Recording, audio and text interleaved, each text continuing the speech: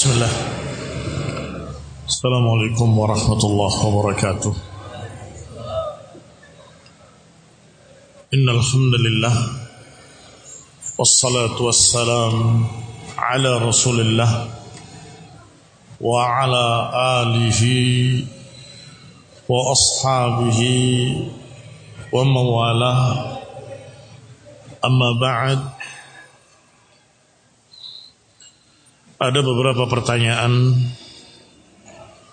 yang tentunya tidak semua akan dijawab. Ada yang memang mungkin tidak perlu dijawab. Ada yang mungkin saya nggak bisa jawab. Ada pula yang mungkin belum perlu saat ini. Sehingga saya akan jawab beberapa yang memang perlu dijawab, dan kebetulan qadarullah saya bisa. Misalnya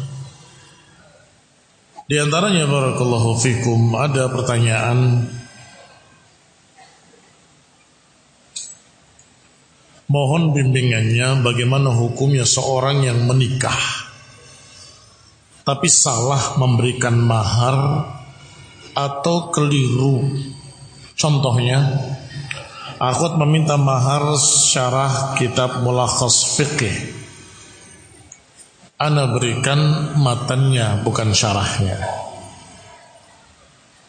Tetapi alhamdulillah akhwat dan walinya tidak mempermasalahkan. Ikhwan ibn a'azakumullah, hukum asal dari mahar adalah wajib diberikan kepada istri ketika ijab qabul atau setelah ijab qabul.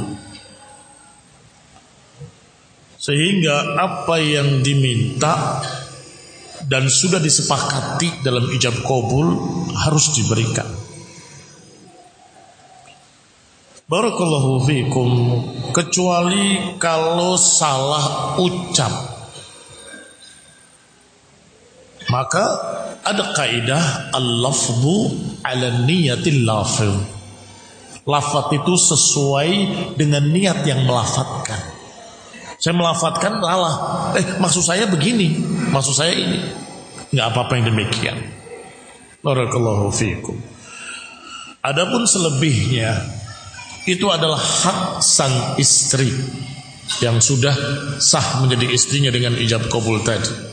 Maknanya hak istri bisa saja dia tidak menerimanya dan mengatakan sudahlah untuk kamu saja. Itu terserah istri, karena dialah yang pemilik hak. Silahkan dia ridho dengan separuhnya, atau ridho dengan seperempatnya, atau ridho dengan kitab lainnya. Wallahu ta'ala alam, itu haknya sang istri. Wallahu alam, itu setahu saya.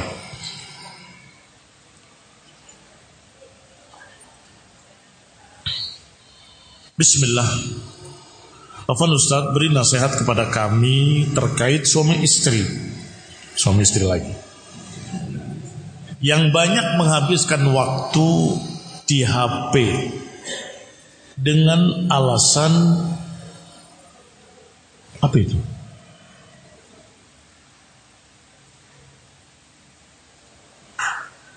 Lah kebaca.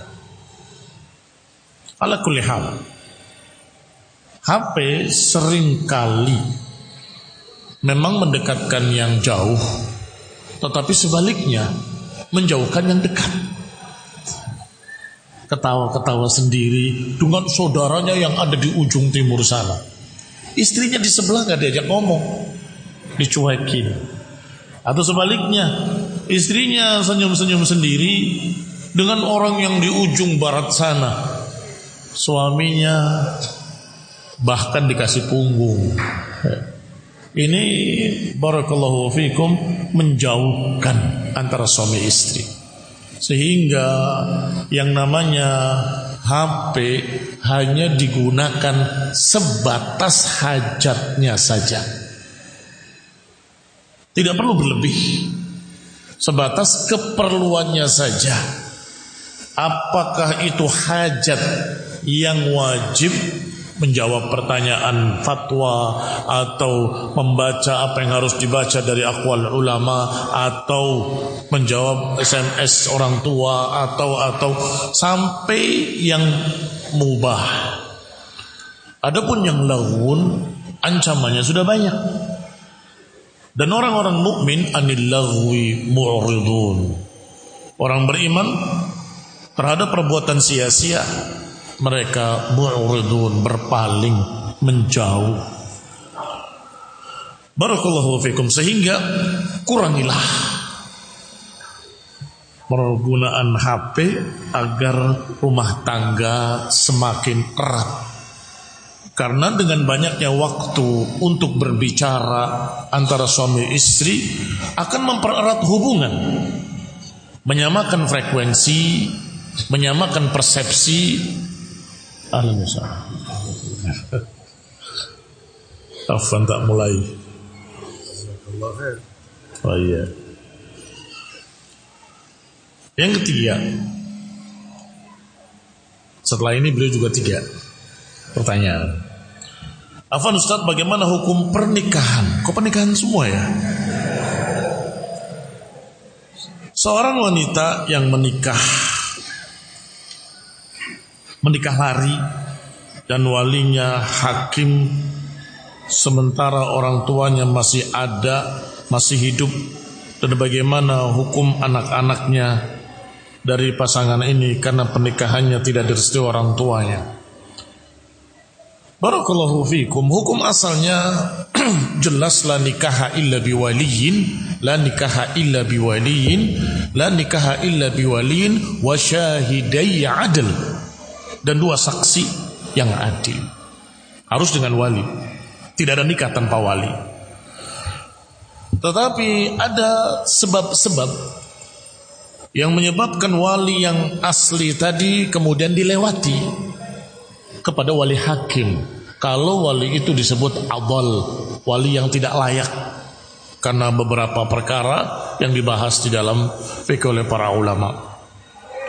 Maka itu berbeda lagi, bahwa penguasa adalah hakim atau wali bagi yang tidak memiliki wali. Wallahu ta'ala a'lam bis-shawab.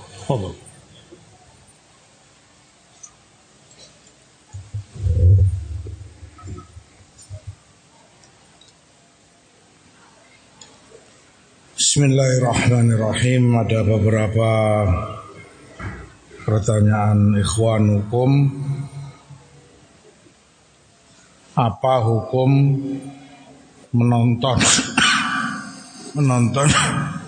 permainan sepak bola? Sekarang lagi Piala Dunia ya. Celaka.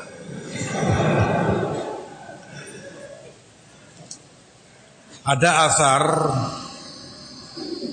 dari Imam Ahmad bin Hanbal rahimahullahu ta'ala yang maknanya, berat bagiku untuk melihat seorang musyrik kafir. Itu orang kufur kepada Allah, musyrik. Untuk melihat wajahnya, melihat ininya, berat. Itu musuh Allah SWT. Selain daripada itu, hal-hal yang semacam ini mempersempit wala wal bara. Sempit, artinya dibatasi hanya dengan komunitas atau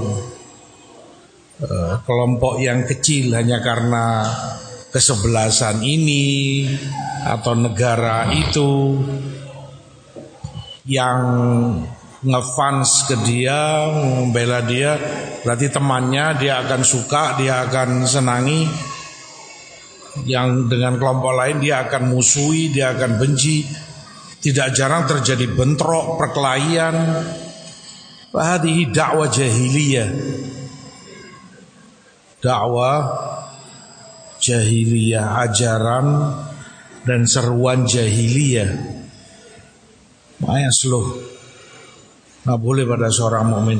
Olahraganya labas, antum sendiri. Sepak bola asal tutup aurat, ini itu dijaga untuk cari keringat agar sehat. Lebih dari itu juga buat apa perlunya? Yang menang negara A atau negara B, apa perlunya buat antum? Toh bukan negara antum juga. Dan antum juga nggak dapat keuntungan apa-apa. Manusia kadang lucu dan aneh di satu sisi. Dia punya apa? Yang menang mereka mungkin dapat piala atau penghargaan, hadiah mungkin ratusan juta atau miliaran. Lah kamu dapat apa?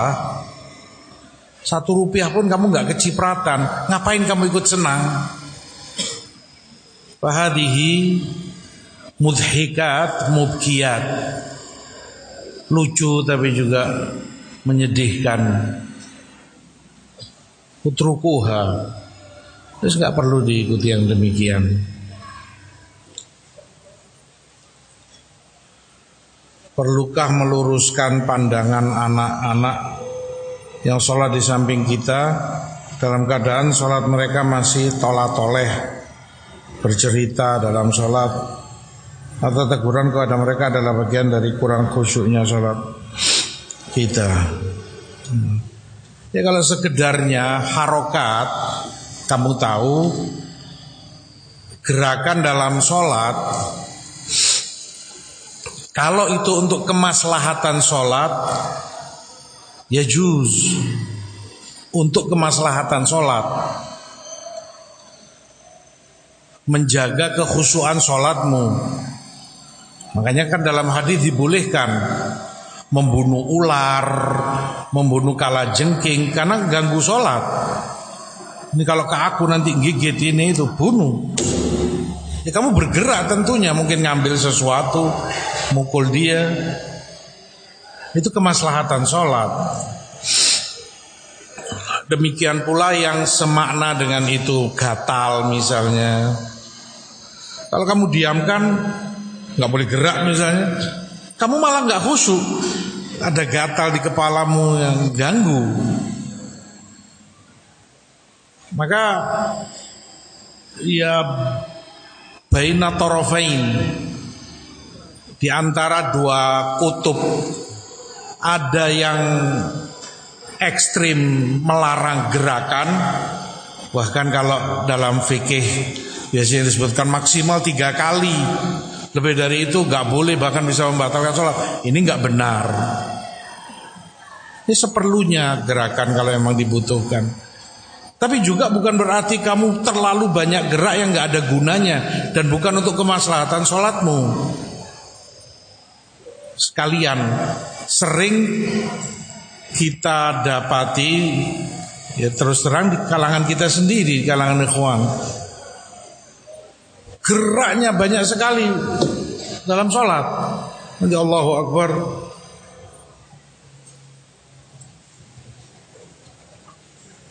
entah jubahnya, entah apanya, terus gerak itu nggak ada berhentinya. Mayasluk, kamu menghadap Allah SWT, ini banyak geraknya. Atau hal-hal yang nggak ada maslahatnya, batuk-batuk, enggak, sedang nggak sholat nggak ada batuknya, kan aneh. Begitu sholat, suara ada aja keluar. Ishada. Kenapa? Kalau sudah sholat seperti itu, kamu ganggu yang di kanan kirimu, termasuk yang jarang disadari orang, bahkan itu bacaanmu. Nggak boleh kamu ganggu. Nanti sujud atau tasyahud, suara itu keluar gitu. suara apa ya, kalau orang Jawa bilang gremeng, apa ya, jadi misalnya dalam sujud kan dia baca subhana rabbiyal a'la, subhana rabbiyal a'la, kamu di sebelahnya terdengar subhana rabbiyal a'la,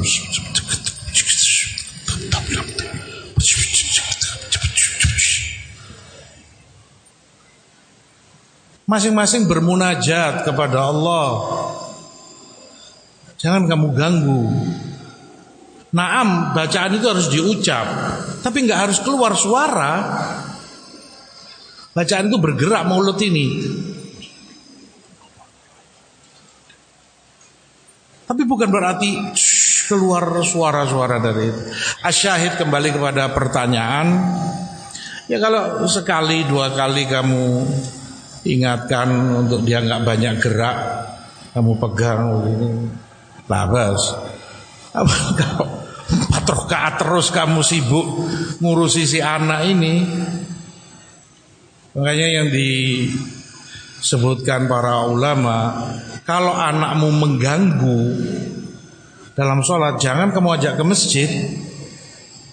Entar dia teriak-teriak, entar dia main, entar dia ganggu orang sholat. Dia belum paham, belum mengerti tentang pentingnya khusyuk dalam salat. Nah, wallahu ta'ala alam.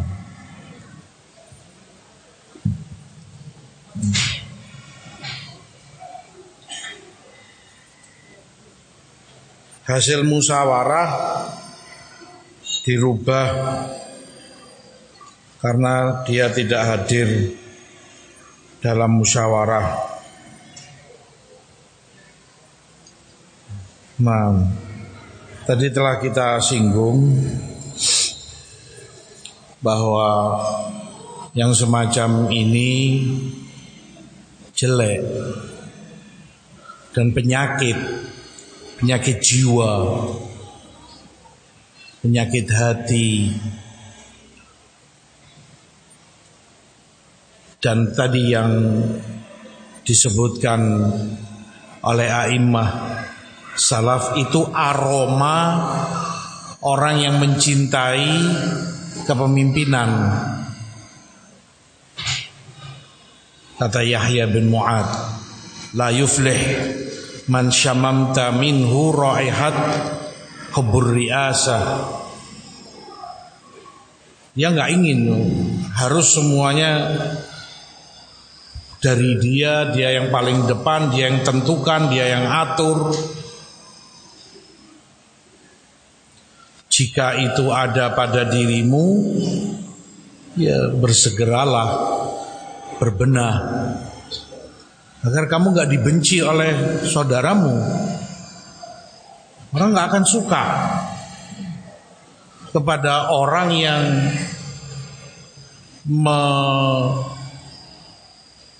mengunggulkan dirinya atau keluarganya. Dirinya aku yang berbuat ini aku yang begini, aku yang begitu. Wa illa ini istriku yang begini, istriku yang berbuat, istriku yang begini, atau anakku ini anakku yang begini. Orang nggak akan suka.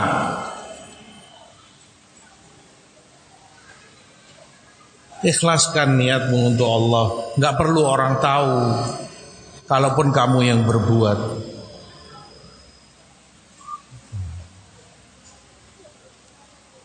Lakukan sesuatu yang membuat orang itu cinta sama kamu.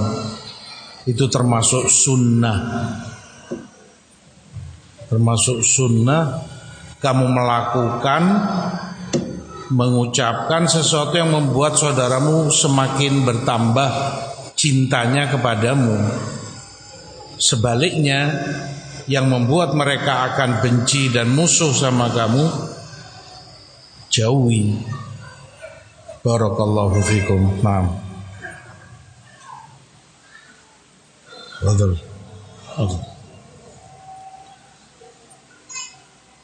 Pertanyaan berikutnya, Afwan Ustaz, bagaimana trik seorang istri dalam menghadapi suami yang suka melakukan kekerasan terhadap istri dan anak-anaknya.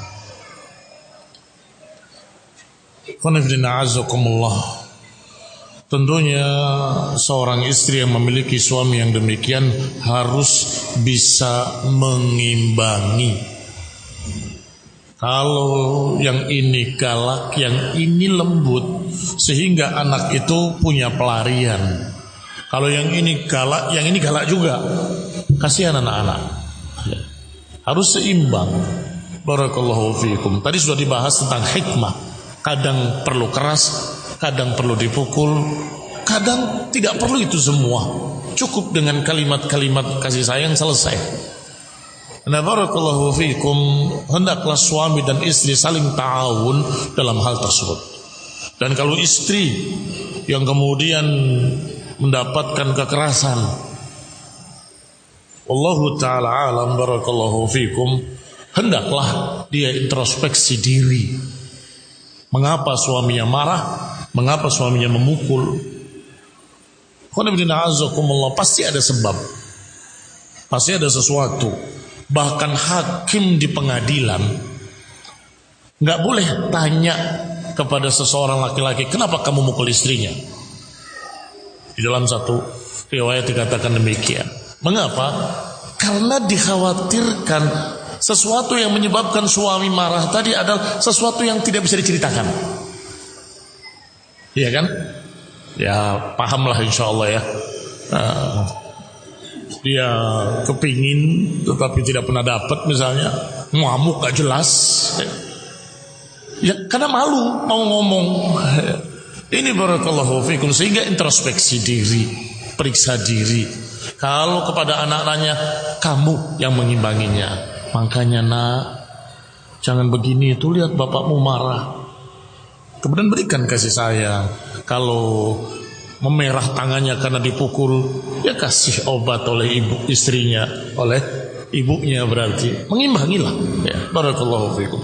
Agar rumah tangga itu menjadi satu keluarga yang saling mendukung, saling membantu, saling melengkapi. Allahu ta'ala a'lam bissawab. Ini kebetulan keluarga semua. Apa boleh kita menikah ta'adud tanpa sepengetahuan istri yang sah? Apakah itu tidak mendolimi istri yang sah? Barakallahu fikum wa fikum barakallah. Kalau bicara hukumnya, tidak ada syarat harus istri pertama tahu, apalagi izin. Tidak ada syarat nikah ta'adud adalah istri pertama tahu atau istri pertama mengizinkan. Tidak ada syarat itu. Ketika dia menikah ta'adud yang kedua atau yang ketiga, dengan syarat-syarat sahnya pernikahan sudah sah. Tetapi pertanyaan saya, apakah dia bisa adil kalau sembunyi-sembunyi? Apakah bisa adil? Adil itu kan menggilir harinya sama, memberikan kebutuhannya sama. Nah kalau sembunyi-sembunyi, mau gilir ke sana, tunggu kesempatan. Mungkin sebulan kesempatan cuma sekali, atau bahkan 3 bulan. Susah untuk adil. Sehingga kalau pernikahan pertama atau ketika akadnya tidak tahu, harus suatu saat beritahu, wahai istriku, aku sudah punya istri lain di sini dan segini dan begitu. Untuk apa? Supaya nanti nasabnya tidak tercampur. Kalau kamu sembunyikan terus, kamu mati, anak yang di sana tiba-tiba ketemu dengan anak yang di sini menikah, padahal bapaknya sama. Itu berbahaya. Wallahu ta'ala a'lam bissawab. Ada pertanyaan yang mengerikan, mudah-mudahan tidak terjadi. Ada seseorang yang memiliki kecenderungan menyukai sesama jenis, homoseks. Yang kami tanyakan, apakah boleh orang seperti ini mengajar atau menjadi imam kaum muslimin? Mungkin imam sholat maksudnya, atau imam kaum muslimin, imam suatu negara. Wallahu ta'ala alam. Kalau barakallahu fikum terbukti kecenderungan itu bukan hanya katanya dan katanya, ya jangan jadikan pengajar. Orang sudah jelas memiliki kekurangan yang sangat mengerikan, bagaimana mungkin dia mengajar? Sehingga ikhwanuddin a'azakumullah, apalagi juga mengimami salat misalnya. Pilih imam itu yang aqra'ukum fi kitabillah, yang paling bagus bacaannya, yang paling mengerti sunnah, yang paling alim. Jangan asi, orang yang terkenal penyakit homoseksnya. Na'udzubillah min dzalik. Tidak layak untuk mengajar, tidak layak jadi imam. Tetapi barakallahu fikum, bukan hanya dugaan, tetapi ada bukti-bukti yang jelas dan pasti. Sebab bahayanya dugaan akhirnya akan menjadi barakallahu fikum fitnah di tengah-tengah kaum muslimin.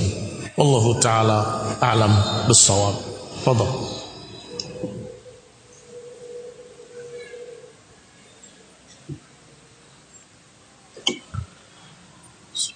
Perkara apa saja yang dapat menyebabkan anak-anak itu menjadi futur?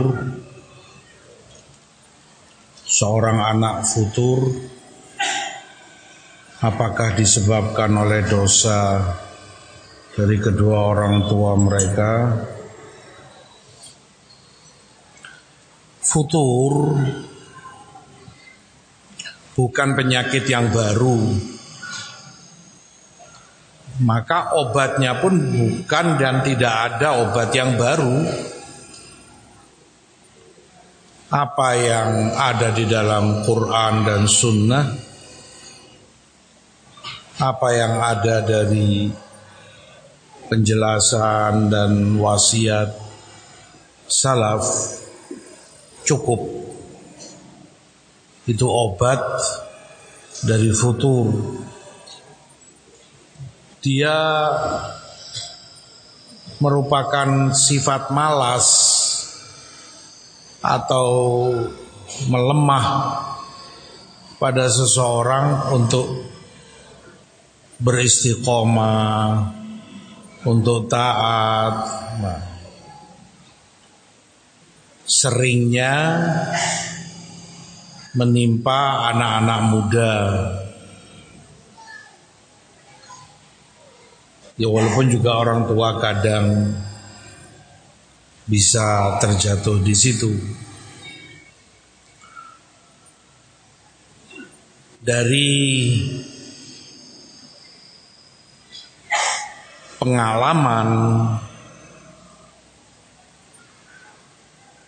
seringnya kalau pada anak, dan itu yang ditanyakan, ada sesuatu yang perlu dikoreksi pada kita orang tua. Satu, cara muamalah kita. Barakallahu fikum, anakmu semakin dia beranjak dewasa, dia punya akal pikiran, dia punya perasaan. Gak sama seperti anak TK, anak SD. Nakal kamu suntik misalnya, kamu jewer, selesai. Dan dia gak dendam sama kamu, anak. Nangis paling sebentar misalnya, setelah itu ke kamu, ngerangkul kamu, beli no kerupuk, beli no jajan ini itu. Gak ada masalah dalam jiwanya. Tapi ketika itu anak dewasa gak bisa. Dia sudah punya perasaan, bisa tersinggung, dia bisa sakit hati, bisa dendam, dan dia punya akal pikiran layaknya orang dewasa. Maka bedakan cara muamalahmu kepada dia. Sudah gak bisa dengan cara kamu bentak-bentak. Dia sudah gede. Maka tunjukkan rasa hormatmu kepada dia. Tunjukkan kalau kamu ingin baik untuk dia. Enggak ada cara kecuali bicara yang baik. Ta'al ya waladi. Kau bicara empat mata, jangan di depan adiknya, jangan di depan temannya, terlebih lagi supaya nggak jatuh kehormatan dia nggak tersinggung. Syuf, Abi melihat kamu begini. Mayasluh ya walad, nggak baik itu buat kamu, masa depanmu, itu agamamu begini. Kasih pencerahan. Semoga dengan itu Allah beri hidayah pada dia. Itu yang kita harap, bisa masuk nasihat itu ke dalam hatinya. Orang Arab, ya walaupun awam, mereka punya pepatah hakim dalam hal ini. Mereka bilang, idza kabural walad khawuh. Anakmu kalau sudah gede, anggap itu saudaramu. Kayak kamu bicara ke kakakmu atau ke adikmu, beda paling setahun 2 tahun umurnya kan. Itu kakak kamu, masa kamu mau bentak-bentak? Anggap kayak saudaramu, kayak teman bagi kamu. Orang tua, imma yang satu jaim, jaga jarak dengan anaknya hingga kaku hubungannya. Si anak nggak bisa canda, nggak bisa guyon dengan orang tuanya jaim sekali, nggak benar. Tapi juga jadi orang tua jangan murahan, injak-injak harga dirimu oleh anakmu juga tidak. Ya, di tengah-tengah itulah. Bagaimana dia merasa nyaman, akrab dengan kamu orang tuanya. Karena tadi dia akan cari lingkungan. Na'udzubillah kalau dia lebih percaya, lebih nyaman ke temannya daripada kamu orang tuanya. Dia lebih mendengar mereka, teman-temannya. Kamu sudah gak didengar sama dia. Itu yang dikhawatirkan. Maka akrabi anakmu, dekati. Ya kadang canda, guyon ini itu. Tawaduklah jadi orang tua. Subhanallah. Kemarin ada yang ngirimi video Syekh Ibn Utsaimin rahmatullah alaihi rahmatan wasi'ah. Beliau terlihat dari video itu seperti di rumah sakit, mungkin sedang menunggu antrian atau apa begitu, bersama anak kecil, mungkin TK atau sekitar itulah. Anak ini mainan balon, gini-gini kan, sampai balon itu ke arah Syekh. Asyahid begitu ke Syekh, beliau main-mainkan begini. Rahmatullah alaih. Dekat dengan anak. Nggak ada jarak, takabur. Si anak kayak minta-minta, sini balonku, sini balonku. Dia diajak canda sama Syekh, diajak bergurau. Satu itu cara muamalah dan bicara dengan mereka. Yang kedua, atau tadi, kadang kita orang tua yang harus turun. Jangan nunggu anakmu datang ke kamu ngelapor, nyampaikan masalahnya. Kadang tadi dia malu, dia segan, kamu yang turun. Kamu ngelihat anakmu ada gelagat yang kurang pas, turunlah ke mereka. Kif ya walad, apa yang bisa Abi bantu? Kayaknya kamu ada masalah ini itu. Baik, itu yang pertama. Yang kedua, ini juga jadi perhatian bagi kita. Jangan paksakan kehendakmu ke anak. selama dia alal khair, ma'a ahlil khair, insya Allah selamat. Jangan paksa. Dia harus jadi seperti ini yang kamu maukan. Nggak mungkin. Ketika anak Syekh Ibn Utsaimin diwawancarai, beliau katakan tidak pernah abah kami Syekh Utsaimin maksa ke kami. Selalu beliau ajak musyawarah kami. Kif, kamu maunya seperti apa, bagaimana? Jadi kasih arahan, ini keuntungannya begini, madorotnya begini. Satu anaknya beliau jadi militer, tentara lah di Saudi sana. Dan itu yang diwawancarai.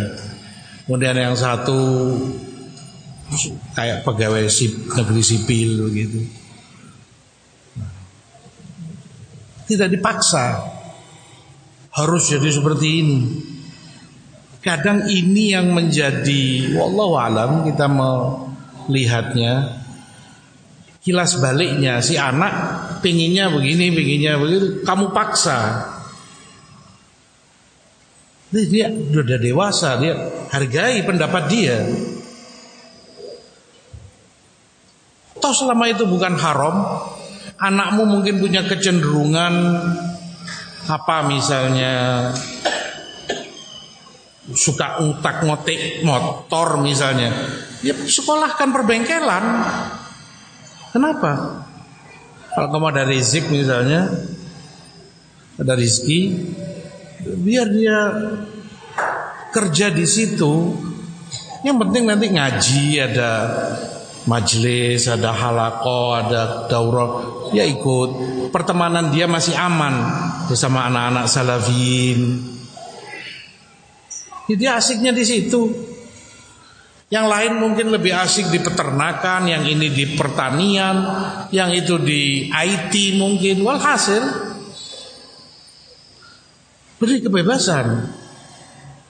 Yang penting tadi lingkungan dia masih baik. Jangan sampai naudzubillah yang paling bahaya, dia fobi dengan lingkungan ini, nggak mau, benci dengan salafin, benci dengan anak-anak salafin, dia cari komunitas baru, anak-anak di luar sana, entah seperti apa dan bagaimana.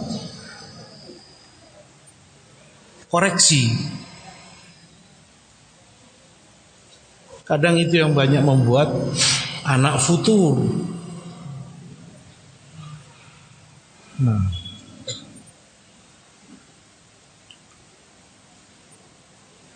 alhasil mungkin itu beberapa dari yang bisa di-sharingkan. Nasihat bagi yang ummahat senang berhutang. Bukan ummahat saja senang berhutang. Kata abah, kadang suka berhutang. Sudah dinasehati di kesempatan, diingatkan janji palsu, sedang penampilannya seperti orang berada. 6. Yang pertama, hutang, piutang, yang tentunya ada dalam syariat sampai ayat turun dan disebutkan ayat terpanjang dalam Quran, satu lembar khusus di Al-Baqarah. Allah sebutkan tentang rincian hukum-hukum hutang. Artinya itu ada dalam syariat, bukan perkara yang haram atau dilarang. Ada aturannya, ada hukumnya. Hanya saja sebisa mungkin kamu secara umum jangan membiasakan diri. Seringnya walaupun gak selalu, orang karena memaksa diri sehingga harus hutang hanya untuk beli apalah misalnya mobil atau yang lain. Padahal nggak harus, dia nggak punya mobil juga nggak termadorotkan. Nggak termadorotkan. Kenapa kamu paksakan diri? Dia bisa menjadi penyakit. Penyakit kejiwaan. Di mana orang hatta nggak butuh dia akan hutang. Ya akhi hutang, ya akhi pinjem. Walaupun dia punya uang bahkan, dia ada 100.000 di kantongnya misalnya. Tapi karena itu penyakit, pinjem 50, pinjem. Itu jeleknya. Dan kalau jadi kebiasaan, orang akan menandai dia dengan kejelekan. Hati-hati sama fulan.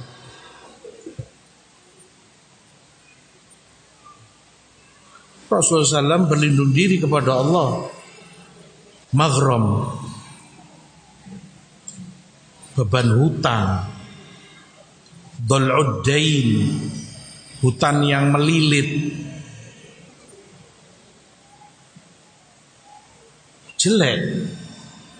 Itu akan membuat kamu kesusahan, beban mental tersendiri. Apa yang Allah kasih pada dirimu, ya syukurilah. Kecuali memang terpaksa kondisi tertentu. Nasallallahu alaihi, misalnya anakmu harus operasi, biayanya mungkin membengkak agak besar, nggak cukup uangmu, harus pinjam. Hanya sebagian ulama menyebutkan boleh hutang kalau kamu ada yang kamu jagain untuk membayar. Misalnya begini, kamu sebagai pegawai negeri misalnya, atau apalah, kamu punya gaji, ya kan? Kamu pinjam 10 juta, gaji kamu kerja 1 bulan 3 juta. Ada yang kamu jagain, tiap bulan masuk uang ke kamu 3 juta, 1 juta atau 500 kamu sisihkan untuk melunasi hutangmu. Nah, adapun kamu gak punya pemasukan, kerjamu juga Senin Kamis, kamu berani hutang 10 juta, kamu mau bayar pakai apa? Itu yang jadi iskal. Kamu akan jadi beban bagi orang lain. Yang kedua, bagi kamu yang punya hutang, ya sadari orang sudah berbuat ihsan kepadamu dengan meminjami kamu, walaupun kamu bayar. Tapi kan dia ihsan, sudah di waktu kamu butuh dia pinjami. Hal jazaul ihsan illal ihsan. Balasan kebaikan tidak ada lain kecuali kebaikan. Berbuat baiklah, balas, bayar. Ketika itu jatuh temponya. Taib, matlul ghani zulm. Rasulullah sebutkan matel itu menunda-nunda. Sementara kamu berkecukupan, bisa kok bayar.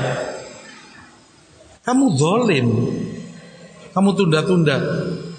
Minta waktu pekan depan, nanti pekan depan 2 minggu lagi, sebulan lagi. Dalam keadaan kamu bisa bayar. Ini dalam keadaan kamu bisa bayar. Kalau kamu mau jujur, sebetulnya ada kemungkinan itu padamu. Contohnya begini, kamu punya hutang 5 juta. Kamu bilang, anak belum bisa bayar sekarang. Siapa yang bilang kamu gak bisa bayar? Kamu bisa bayar kok. Kamu punya motor kamu harganya 15 juta misalnya. Kamu jual laku 15. Type downgrade, jual 15 juta. 5 jutanya kamu bayarkan. Beli motor yang harganya 10 juta atau berapa. Kan bisa kamu bayar. Ada harta itu sama kamu. Kenapa kamu gak bayar? Itu hak orang yang harus segera kamu lunasi. Zalim kamu menunda-nundanya.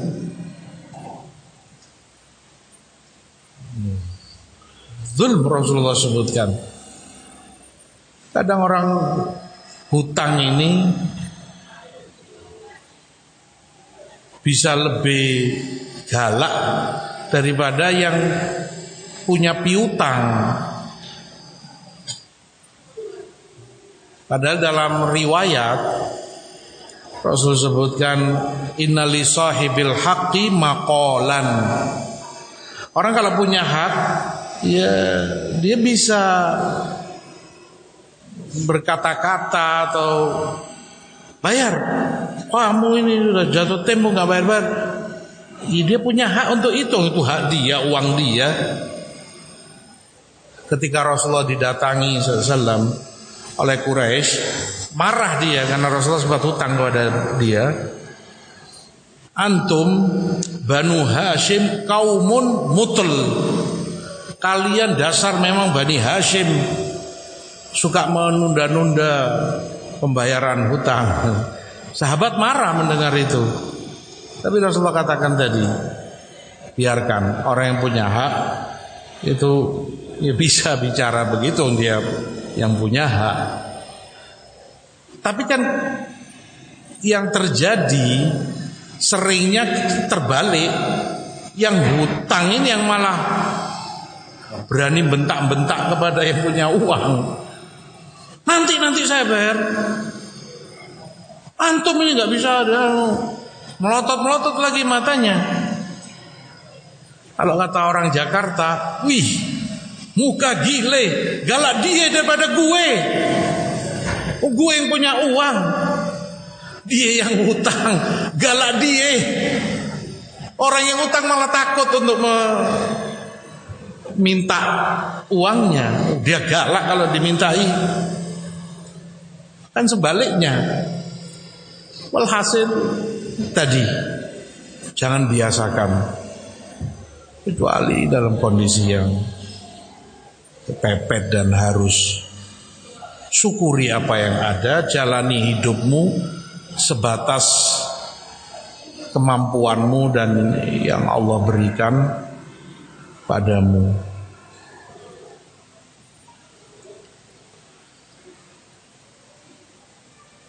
Mana yang harus ana lakukan, membantah orang tua atau menasihati beliau? Baik. Dakwah kepada orang tua harus sebagaimana dakwah kepada yang lain. Antum tahu Nabi Ibrahim juga berdakwah kepada abahnya. Dinasehati, tauhid diajarkan kepada abahnya, diingkari kemusyrikannya, tapi tentunya butuh mudarah, butuh rifq, kelemah lembutan, cari bahasa, penting. Makanya dalam kisah Nabi Ibrahim ulama sebutkan, antum lihat mudarahnya Nabi Ibrahim. Ya abati, inni qad ja'ani minal ilmi ma lam ya'tika. Satu dari panggilan abati, itu panggilan manja, panggilan hormat, ayahanda. Bukan dituding-tuding, bapak ini salah, bapak ini.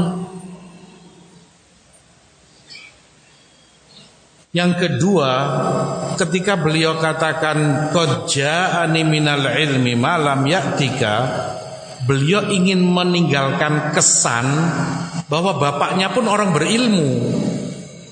Aku tahu engkau orang berilmu. Hanya saja dalam perkara ini ada yang terlewat darimu, tidak engkau ketahui. Allah berikan ilmu itu padaku. Disampaikan tauhid itu padanya. Intinya bahasa ini, agar dia nggak tersinggung. Ya wajar, orang awam, dia orang tuamu yang melahirkan kamu. Kamu mau gurui, dia tersinggung, dia merasa lebih ngerti, lebih paham. Maka cari bahasa yang inti nasihat kamu tersampaikan tanpa harus ada gesekan antara kamu dengan beliau. Jangan sampai karena itu renggang hubunganmu dengan orang tuamu, rugi. Di Bukhari, di Adabul Mufrad, walaupun hadis ada kelemahannya, dilemahkan oleh Syekh Nasir, wa in dolamahu, anak itu tetap diperintah berbakti sama orang tuanya walaupun keduanya zalim. Walaupun keduanya zalim. Jelas zalim, jelas salah. Tapi tetap jaga muamalah, jaga tutur kata. Kadang kalau tidak dijaga, ya mungkin si anak akan mengatakan itu. Bapak ini zalim, salah. Ibu ini zalim, gak boleh. Ini memang zalim, tapi bukan gitu cara penyampaianmu. Ada contoh dari Ma'mun Khalifah. Jadi dia mau ngasih contoh bagaimana peran bahasa. Penting ya ikhwan, pengaruhnya besar bahasa itu. Cara kamu menyampaikan, bukan bahasa Indonesia. Bahasa Indonesia semua orang bisa. Tetapi pemilihan kata, cara penyampaian, suara, semua itu berpengaruh. Baik. Dua orang, yang satu berpendidikan, ngerti ini itu, yang satu jahil. Ma'mun membawa siwak itu kan, siwak. Siwak itu dalam bahasa Arab juga disebut miswak. Jamaknya masawi. Masawi. Boleh letakkan di sakunya. Ini yang jahil suruh masuk dulu. Ini apa kata Ma'mun? Langsung dia jawab tanpa berpikir panjang. Hadhihi masawika. Mungkin sekilas orang menganggap ya benar. Memang benar. Secara umum itu miswak jamaknya, masawi, siwakmu gitu. Tapi dia bersayap. Masawi juga bisa diartikan itu kejelekanmu, masawi uka. Dan itu nggak sopan kepada khalifah bicara seperti itu. Walaupun kamu memaksudkan siwak, tapi kan punya arti lain, itu kejelekanmu. Baik. Yang kedua suruh masuk. Ini apa kata dia? Dia orang berilmu, ngerti sastra, bahasa, dijaga. Apalagi di depan khalifah. Apa ini? Ya Amirul Mukminin, hadhihi dzid hasanatika. Itu lawan dari kebaikanmu. Sopan. Dia enggak katakan masawi, lawan dari kebaikanmu. Maknanya mungkin sama sekilas, tapi kan jauh beda pengaruhnya bagi yang mendengar. Terlebih itu sekali lagi orang tuamu. Ya harus. Itu tanggung jawab kamu sebagai anaknya. Semua itu akan kamu dapati, kamu pahami kalau kamu belajar ilmu. Itu pentingnya ilmu. Hatta bahasa, hatta tutur kata, penyampaian, ilmu akan membimbingmu. Apa yang kamu sampaikan, bagaimana kamu menyampaikannya, dan itulah hikmah. Nah, mungkin itu. Selesai. Oh sudah selesai. Pulang. Mana lagi? Sudah.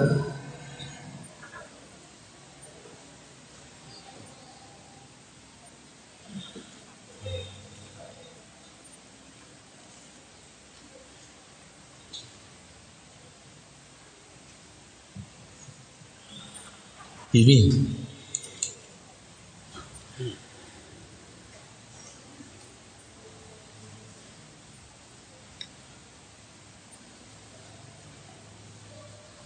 17 tahun lalu seorang ibu mengadopsi anak laki. Sekarang ini ibu tersebut menikah. Mohon penjelasan batasan anak angkat dengan ibu angkatnya ini. Masalahnya kalau nggak disusui ya ketika dewasa ya bukan mahramnya. Hanya kalau bisa ya antum susui ketika dia masih kecil. Imma istri antum atau kalau secara umum imma si ibu yang mengadopsi, menyusui, atau saudarinya misalnya kakak adiknya sehingga menjadi ponakan susuan bagi dia, mahram bagi dia. Nah, kalau seperti ini nggak ada susuan, ya orang lain asing bagi dia.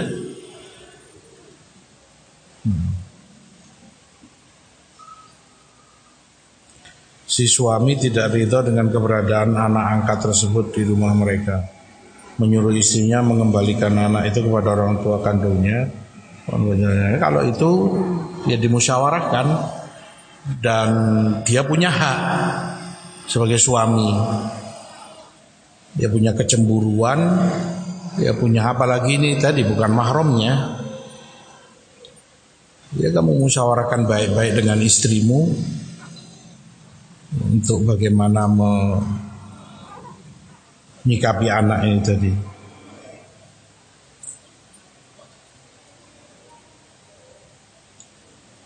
Bolehkah wanita istri suaminya sakit bisa vulgar atau bisa belajar kendaraan motor atau mobil? Labas, fatwa Lajnah Daimah membolehkan. Ya selama dia jaga aturan-aturan yang ada, sopan. Kamu sebagai ummahat atau akhwat hatta dewasa. Di zaman salaf juga para wanita mengendarai onta. Tapi kendaraan di zaman itu onta. Maka yang mereka fatwakan di zaman sekarang boleh, asal tadi dijaga sopan santunnya, aturan-aturan lalu lintas yang ada. Kadang yang ya perlu dibenahi, kadang kita melihat entah itu ummahat atau akhwat anak muda naik kendaraan kenceng, lumayan kenceng sehingga berkibar-kibar itu kerudungnya. Kerudung dia kan besar, dia larinya lumayan kencang sehingga dilihat kurang sopan. Walhasil jalan yang sewajarnya. Bila hukum asalnya dibolehkan oleh ulama kita, bukan kita yang membolehkan, bukan saya, tapi hay'ah Lajnah Daimah di Saudi sana. Nah,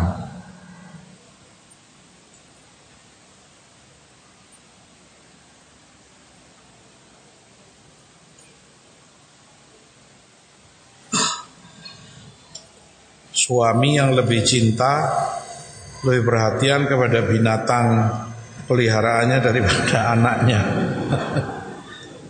Tidak mendatangkan manfaat. Mayasluk. Subhanallah. Allah alam apa binatang peliharaan dia, yang jelas kamu orang tua punya tanggung jawab, perhatian kepada anakmu, tarbiyah mereka, pendidikan mereka. Ya, anak butuh kemanjaan kalau masih kecil, butuh kemanjaan, perhatian dari orang tuanya, abah ataupun uminya. Binatang yang penting kamu kasih makan, minum, selesai. Anak jauh nggak cukup makan minum, dia butuh perhatian, dia butuh kehangatan.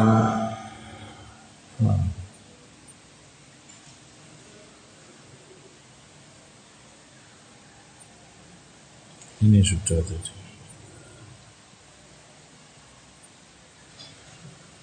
Hasil ini mengeluhkan hati yang banyak berpenyakit,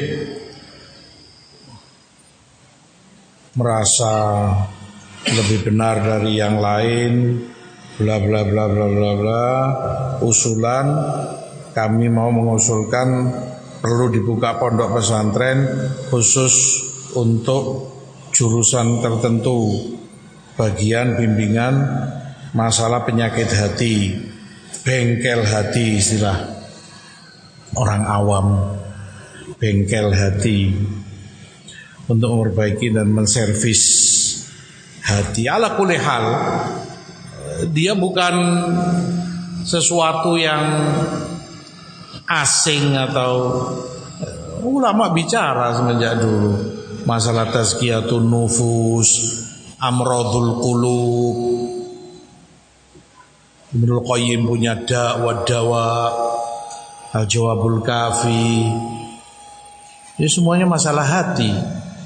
Apa yang menjadi penyakit hati, apa solusinya, pengobatannya bagaimana. Bukan hal yang baru. Nggak perlu juga buka bengkel hati untuk servis yang punya hati. Yang ke situ berarti hatinya bermasalah. Intinya nasihat itu ada dalam durus, itu ada dalam kajian. Jadi majelis itu hatimu akan tertata, terbenahi. Kamu tahu apa yang menjadi penyakit hati, bagaimana pengobatannya para ulama sebutkan. Nah, mungkin itu yang bisa tersampaikan. Kurang lebihnya kami mohon maaf. Wallahu ta'ala alam wa sallallahu ala nabiyina Muhammad. Alhamdulillahirabbil alamin. Jazakumullah khair.